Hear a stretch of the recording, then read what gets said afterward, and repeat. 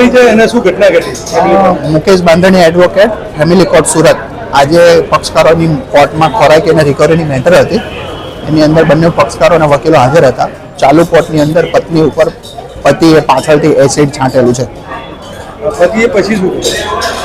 આ રીતના અગાઉ પણ કોર્ટમાં જુબાની આપવા આવેલા હતા પતિ, ત્યારે અગાઉ પણ 7 વર્ષ પહેલા અટેમ્પ્ટ ટુ મર્ડરનો ગુનો ઓલરેડી એમના ઉપર દાખલ છે. હાલમાં આરોપી જે છે તે બેલ આઉટ છે અને આજે રિકવરીનો કેસ હતો. પોતે કોર્ટમાં પૈસા પત્નીને ન આપવા પડે તેથી કરીને આજે પત્ની ઉપર ફરી વખત એસિડ છાંટીનો મર્ડરનો પ્રયત્ન કરેલો છે. આને તમે આજે એડવોકેટ તરીકે કઈ રીતે બોલવા છો? આજે એડવોકેટ તરીકે આને બહુ અત્યંત ગંભીર પ્રકારનું કૃત્ય કહી શકાય, કારણ કે આજે કોર્ટની અંદર આ પ્રકારનું કૃત્ય કરવું એટલે આરોપીની માનસિકતા આજે એસ્ટાબ્લિશ થાય છે.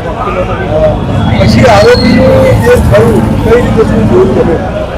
આરોપી આ પ્રકારના કૃત્ય કરવા ટેવાયેલો છે એવો રેકોર્ડ ઉપરથી એસ્ટાબ્લિશ થાય છે, જેથી કરીને કોર્ટની અંદર આ રીતના વેપન લઈને આવવું, એસિડ લઈને આવવું એ ખરેખર વકીલ માટે અને પક્ષકારો માટે ખૂબ જ ગંભીર બાબત કહેવાય. વકીલના પ્રોટેક્શનને લઈને પણ ખૂબ જ ગંભીર બાબત છે આજે.